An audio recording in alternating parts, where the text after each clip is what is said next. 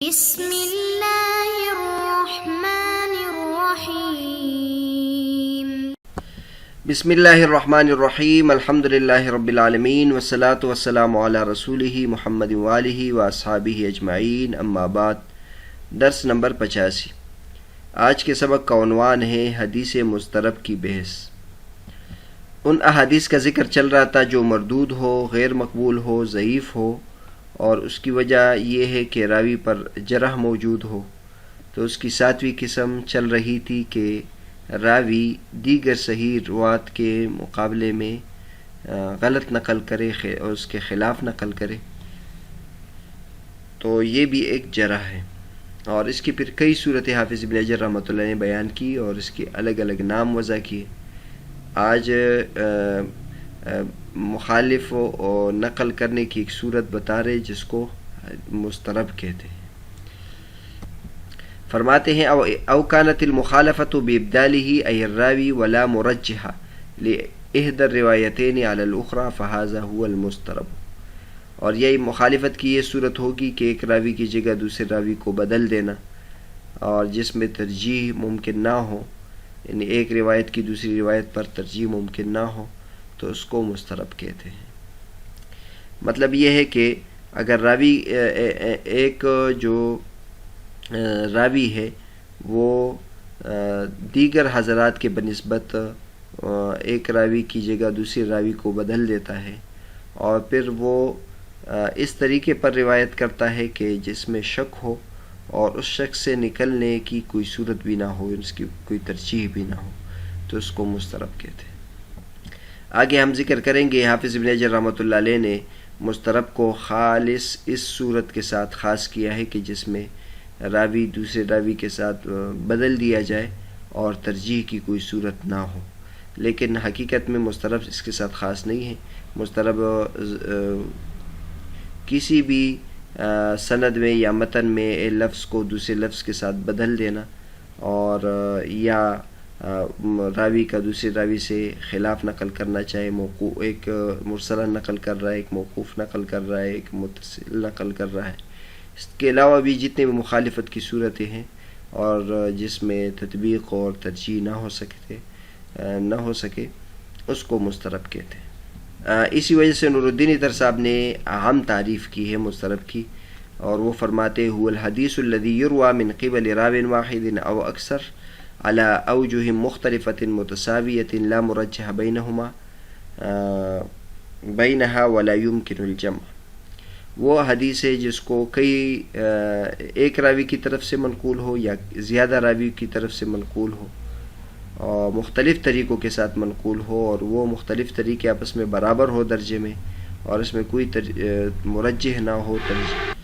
اس درمیان کوئی مرجح نہ ہو، ترجیح دینے والی چیز نہ ہو، اور نہ اس میں تطبیق ہو سکے۔ اس کے بعد حافظ ابن حجر رحمۃ اللہ فرماتے ہیں کہ مضطرب کی 2 قسمیں ہیں، یہ مضطرب فی السند بھی ہو سکتا ہے اور مضطرب فی المتن بھی ہو سکتا ہے۔ ایک سند میں ایک راوی کی جگہ دوسرا راوی یا ایک چیز کی جگہ دوسری چیز تبدیل کرنا، اسی طرح متن میں بھی ہو سکتا ہے۔ لیکن حافظ ابن حجر رحمۃ اللہ فرماتے ہیں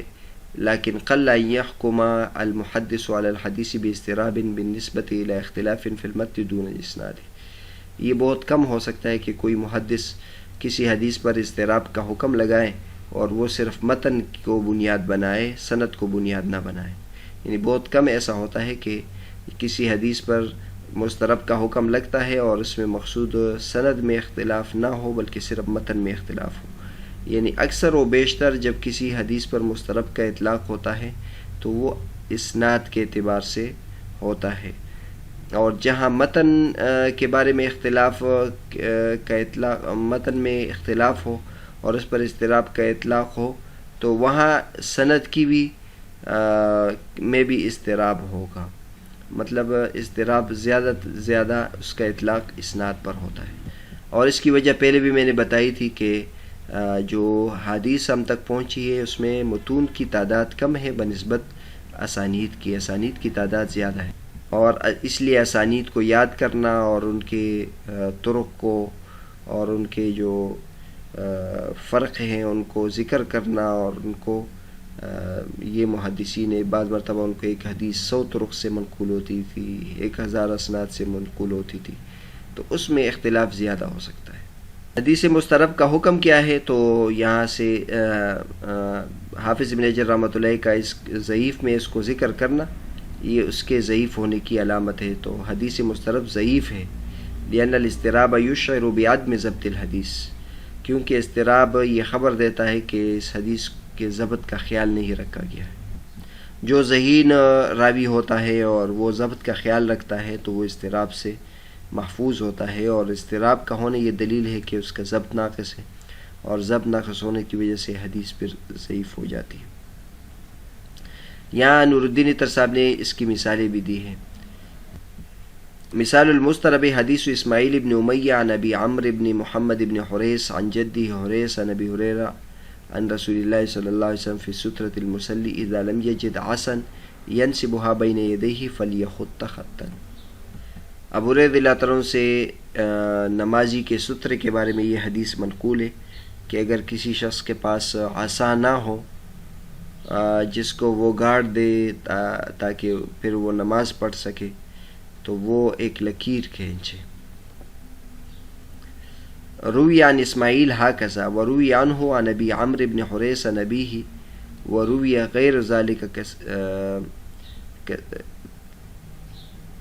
کثیر مما یوجب اضطرابہ۔ اب اوپر ہم دیکھیں تو اس میں یہ حدیث اسماعیل ابن امیہ روایت کرتے ہیں ابو عمر بن محمد بن حریث سے، اور وہ اپنے دادا حریث سے، وہ ابو ہریرہ رضی اللہ عنہ سے نقل کرتے ہیں۔ یہ مسترب فی الاسناد کی مثال ہے۔ اور ایک اور طریقے سے بھی منقول ہے کہ اسماعیل بن امیہ ابو عمرو بن حریث سے روایت کرتے ہیں، اور وہ اپنے والد سے روایت کرتے ہیں، یعنی محمد بن حریث سے روایت کرتے ہیں۔ تو پہلے میں ابو عمر ڈائریکٹ اپنے جد یعنی دادا سے روایت کرتے ہیں، اور ایک اور سند کے ساتھ جو منقول ہے اس میں یہ ہے کہ ابو عمر ابن حریث اپنے والد سے روایت کرتے ہیں، اور اس کے علاوہ بھی روایت کیے گئے، یعنی اس کے علاوہ یہ دو بھی ہے اور اس کے علاوہ بھی ہے، جس کی وجہ سے اس میں اضطراب آ جاتا ہے۔ اس کے لیے مزید دیکھ لیں علوم الحدیث ابن صلاح صفحہ نمبر 94 اور تدریب الراوی صفحہ نمبر 170، نکت اعلی ابن صلاح ابن حجر کی کتاب صفحہ نمبر 772۔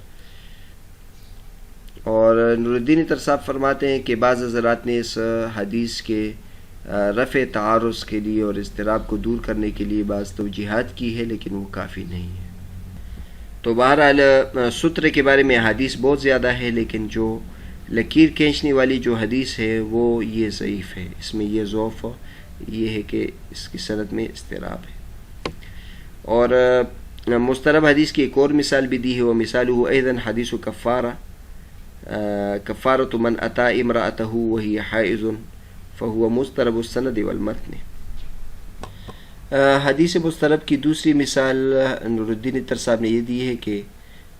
جو اپنی بیوی کے ساتھ جماع کرے اس حال میں کہ وہ حائضہ ہو، تو اس کے کفارے کا ذکر ہے کہ وہ 1 دینار یا نصف دینار صدقہ کرے۔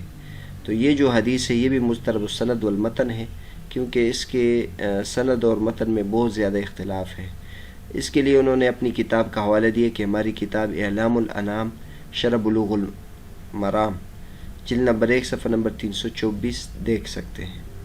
یہ نور الدین عطر صاحب کی اعلام الانام کے 2 صفحے ہم نے آپ کے سامنے ذکر کیے ہیں۔ انہوں نے تفصیل کے ساتھ اس کے جو اضطراب ہے اس کا ذکر کیا ہے، متن میں اضطراب کس طرح ہے اور سند میں کس طرح اضطراب ہے، یہ آپ دیکھ سکتے ہیں۔ اس کے بعد نور الدین عطر صاحب فرماتے والاضطراب فی المتن قلیل جدا، متن میں جو اضطراب ہوتا ہے یہ بہت کم ہوتا ہے، اور اس کی وجہ یہ ہے کہ جو متن میں اختلاف ہوتا ہے اس میں جمع اور ترجیح کی جو صورتیں ہیں وہ زیادہ ہیں، کوئی نہ کوئی تطبیق کی صورت نکل آتی ہے، کوئی نہ کوئی جمع کی صورت نکل آتی ہے، کوئی نہ کوئی ترجیح کی صورت نکل آتی ہے، اس لیے وہ اضطراب ختم ہو جاتا ہے۔ اس کے بعد حافظ ابن حجر رحمۃ اللہ فرماتے ہیں وقد يقع الابدال عمدا لمن يراد اختبار حفظه امتحانا من فاعله كما وقع للبخاری والعقیل وغیرهما۔ اور کبھی کبھی یہ جو راوی کو دوسرے راوی کے ساتھ بدلنا ہے یا سند بدلنا ہے یا متن میں کوئی تبدیلی ہے، یہ قصداً کبھی کی جاتی ہے، اور اس میں مقصود سامنے والے کا کہ حافظے کا امتحان لینا ہوتا ہے،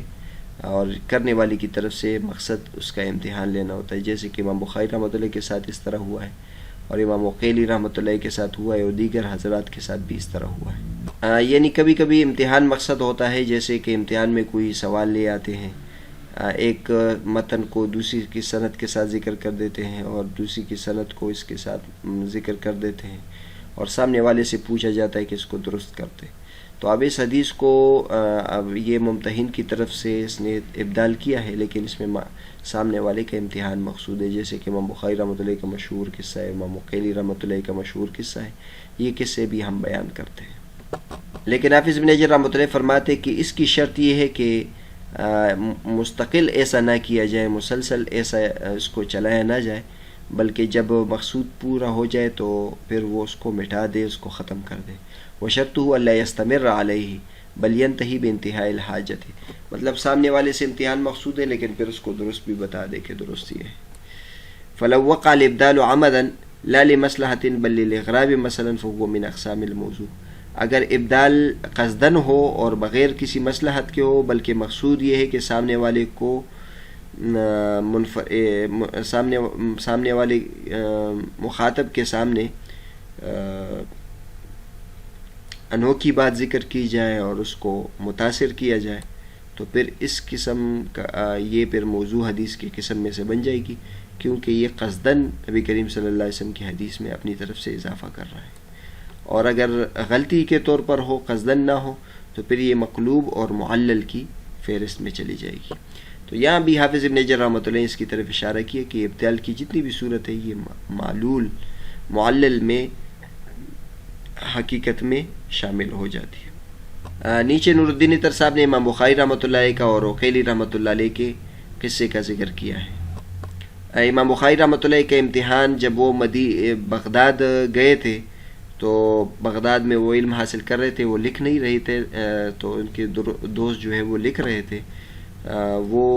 سمجھے کہ یار یہ لکھ نہیں رہا ہے تو اس کو حدیث کیسے یاد ہوگی، تو انہوں نے امام بخاری رحمۃ اللہ نے اس سے کہا کہ آپ نے کیا لکھا ہے مجھ سے پوچھو، تو انہوں نے پھر 100 حدیث کو تبدیل کیا، یعنی 100 حدیث کی متن کو اور اس کی سندوں کو آپس میں تبدیل کیا، اور پھر امام بخاری رحمۃ اللہ سے اس حدیث کے بارے میں پوچھا، تو امام بخاری رحمۃ اللہ نے ہر حدیث کو درست کی طرف وہ لے گئے، اور پھر لوگوں کو یقین آ گیا کہ چونکہ یہ حافظ الحدیث ہے اور ان کا حافظہ بہت تیز ہے، لہٰذا ان کو لکھنے کی ضرورت نہیں ہے، اور واقعی یہ درست طریقے سے یاد رکھتے ہیں۔ اس واقعے کی تفصیل کے لیے تاریخ بغداد جلد 2 صفحہ نمبر 20 ملاحظہ ہو، اور اسی طرح طبقات الشافعیہ جلد 2 صفحہ نمبر 218، اس کے علاوہ کتابوں میں اس قصے کا ذکر ہے۔ امام عقیلی رحمۃ اللہ علیہ کا تذکرہ بھی کیا ہے اور پھر ان کا قصہ بھی نقل کیا ہے۔ امام عقیلی رحمۃ اللہ علیہ محمد ابن عمرو ابن موسیٰ الحافظ المتقن الکبیر محدث الحرمین 322 ان کی وفات ہے۔ ان کی کتابوں میں الضعفاء ہے جو چھپی ہے، اور ان کے امتحان کا قصہ یہ ہے کہ جس طرح کہ مسلمہ بن قاسم نے ذکر کیا ہے، انه كان يقول لمن يتلقى عنه اقرأ من كتابك ولا يخرج اصله، کہتے ان کی عادت یہ ہوتی تھی کہ جو ان سے علم حاصل کرتا تو یہ ان کو کہتے کہ اپنے نسخے سے پڑھو، اور یہ یعنی امام عقیلی رحمۃ اللہ اپنا اصل نہیں نکالتے تھے۔ طریقہ یہ ہوتا تھا کہ جو محدث ہوتا تھا وہ حدیث زبانی بھی یاد کرتا اور خود اپنا ایک نسخہ بھی بناتا، پھر طلباء کو وہ نسخہ دے دیتے، اس سے وہ نسخہ اپنے لیے بناتے، اور وہ طلباء ان کے سامنے پھر وہ حدیث اپنے نسخے سے نقل کرتے۔ تو اچھا طریقہ یہ ہے کہ جو استاد ہے وہ اپنے نسخہ بھی سامنے رکھے اور اس نسخے سے وہ لوگوں کے سامنے بیان کرے تاکہ غلطی کا احتمال نہ ہو۔ تو چونکہ یہ اپنا اصل اپنے ساتھ نہیں لاتے تھے، ان کو زبانی اتنا یاد تھا، تو وہ طلباء کا شک ہو گیا کہ یار ہم ان کے سامنے حدیث بیان کرتے ہیں اور یہ کہتے ہیں ٹھیک ہے آگے چلو، اس طرح فتکلمنا فی ذالک، ہم نے ان کے بارے میں کلام کیا، وقلنا اور ہم نے اپنے آپس میں کہا اما یکون من احفظ الناس، یا تو یہ تمام لوگوں میں سب سے زیادہ حافظ الحدیث ہے، او من اکذب الناس، یا یہ جھوٹا ہے کہ بس وہ جانے دیتا ہے اور وہ خیال نہیں رکھتا ہے، اور چونکہ ان کو یاد نہیں ہوتا اس لیے وہ غلطی، اگر کوئی غلطی ممکن ہے تو یہ غلطی پکڑتا بھی نہیں ہے۔ تو اس کے لیے ہم نے ایک ترتیب بنائی، فاتفقنا علی ان نکتب له احادیث من روایته ونزید فیہا وننقص،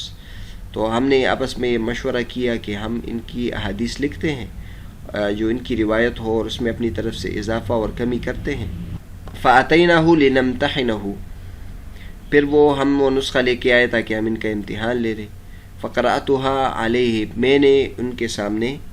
یہ پڑھا۔ تو فلما اتیت بزیادۃ والنقص فتن لذالک، جہاں میں اس جگہ پہ آ جاتا جہاں ہم نے اضافہ کیا ہوتا یا جہاں سے ہم نے کچھ کمی کی ہے تو ان کو سمجھ آ جاتا۔ فاخذ منی الکتاب، وہ مجھ سے نسخہ انہوں نے لیا اور قلم لیا اور اس کو اپنے حافظے سے درست کیا۔ فانصرفنا من عنده وقد طابت نفوسنا، پھر ہم ان کے پاس سے لوٹ آئے اور ہمارے دل کو تسلی ہو گئی تھی، اور ہم نے جان لیا تھا کہ یہ احفظ الناس ہے۔ تو مطلب یہ ہے کہ وہ خاموش ہو کے سنتے تھے اور وہ کوئی اعتراض نہیں کرتے تھے، تو چونکہ حدیث درست ہوتی تھی اس لیے وہ اپنی طرف سے کوئی اضافہ نہیں بیان کرتے تھے، لیکن جب انہوں نے غلطی کی تو پھر ان کو سمجھ آ گیا، انہوں نے اصلاح کی۔ تو اس سے پتہ چلا کہ جو ان کے شاگرد ہیں انہوں نے اپنی طرف سے اسانید اور متن میں اپنی طرف سے اضافہ اور کمی کی تھی، تبدیلیاں کی تھی، لیکن یہ تبدیلی سے مقصد اپنے استاد کا امتحان لینا تھا، تو یہ جائز ہے اس طرح۔ اچھا، اس سے یہ بھی معلوم ہوا کہ جو محدثین ہیں اللہ تبارک و تعالیٰ ان کو اتنا حافظہ دیا تھا اور اس قدر ان کو اس کام کے لیے اللہ تبارک و تعالیٰ نے توفیق دی تھی کہ وہ بہت زیادہ حدیث کو درست طریقے سے یاد کرنے کی کوشش کرتے تھے، حیرت انگیز طریقے سے وہ حدیث کو یاد کرتے تھے۔ اور اس سے یہ بھی معلوم ہوا کہ اس زمانے میں جو شاگرد تھے وہ شاگردوں نے بھی اپنے استاد پر اعتماد نہیں کیا، بلکہ اگر ان کا کوئی طریقہ ہے جو درست نہیں تھا تو انہوں نے اپنے استاد کے لیے باقاعدہ امتحان کی ترتیب رکھی۔ ورنہ پرانے زمانے میں جتنے بھی تھے اور اس زمانے میں بھی الحمدللہ اس طرح ہے کہ جو شاگرد ہوتے ہیں وہ اپنے استاد پر بہت زیادہ اعتماد رکھتے ہیں، ان کے ساتھ عقیدت ہوتی ہے اور ان پر شک نہیں کرتے۔ لیکن پہلے بھی بیان کیا کہ اصول حدیث کی جو خدمت ہوئی ہے اس میں اعتماد کے ساتھ ساتھ اصول کو پیش نظر رکھا گیا ہے اور قواعد کو پیش نظر رکھا گیا ہے، اور نبی کریم صلی اللہ علیہ وسلم کی حدیث کی چھانبین میں سستی اور کاہلی اور بے احتیاطی سے کام نہیں لیا گیا ہے۔ حدیث مسترب کے بارے میں جتنے مباحث حافظ ابن حجر رحمۃ اللہ نے ذکر کیے تھے ان تمام کا یہاں ذکر ہو چکا، البتہ آخر میں چند تنبیہات ہم ذکر کرتے ہیں جو شیخ ابراہیم اللاہم نے اپنی شرح میں ذکر کی ہے۔ ایک تنبیہ تو انہوں نے یہ ذکر کی ہے کہ حدیث مسترب صرف اس ابدال کے ساتھ خاص نہیں ہے، اور یہ پہلے بھی ہم نے بیان کیا کہ راوی کا سند میں یا متن میں جملے کو دوسرے جملے کے ساتھ بدلنا یہ اگرچہ اضطراب کی قسم میں داخل ہے، لیکن اضطراب اس کے ساتھ خاص نہیں ہے۔ اضطراب وہ تمام اوہام، وہ تمام غلطیاں جو معلل میں گزر چکی ہے، موقوف کو اس کے ساتھ بدلنا، مرفوع کے ساتھ بدلنا، مرفوع کو موقوف کے ساتھ بدلنا، منقطع کو متصلاً ذکر کرنا، راوی کو راوی کے ساتھ بدلنا، یہ تمام جتنی صورتیں اس پر مسترب کا بھی اطلاق ہوتا ہے۔ لیکن حافظ ابن حجر رحمۃ اللہ علیہ کی چونکہ تمام اصطلاحات کا آپس میں فرق ان کے پیش نظر ہے تو انہوں نے ایسی اصطلاحات بنائی ہے تاکہ آئندہ کے لیے اسی پر آپس میں یہ اصطلاحات خاص ہو جائے اور ایک دوسرے کے درمیان میں فرق بھی ہو۔ دوسری جو بات ذکر کی ہے وہ یہ ہے کہ حافظ ابن حجر رحمۃ اللہ نے مسترب حدیث میں یہ ذکر کی ہے کہ اس طرح اضطرابوں کے ترجیح نہ ہو سکے۔ تو یہاں یہ تنبیہ بھی ضروری ہے کہ جو مسترب ہے، جو ہم مثلا مثال دیتے ہیں، ضروری نہیں ہے کہ وہاں تطبیق نہ ہو سکے، ترجیح نہ ہو سکے۔ اضطراب کا اطلاق اس پر بھی ہوتا ہے جہاں اضطراب ہو اور اس میں تطبیق اور ترجیح ہو سکے۔ تو البتہ اشکال ہوتا ہے، مشکل ہوتا ہے اس میں تطبیق و ترجیح، لیکن بعض مرتبہ اس میں تطبیق و ترجیح ہو بھی سکتی ہے۔ اور اس ضمن میں تیسری بات انہوں نے یہ ذکر کی ہے کہ اضطراب ہونے نہ ہونے میں اختلاف بھی ہو سکتا ہے۔ مثلا ایک امام فن ہے، وہ مضطرب حدیث کی ایک مثال دیتے ہیں کہ یہ ایسی مضطرب حدیث ہے کہ جس میں تطبیق و ترجیح نہیں ہو سکتی، لیکن بعد کے ایک امام فن آتے ہیں اور وہ اس میں تطبیق یا ترجیح کرتے ہیں،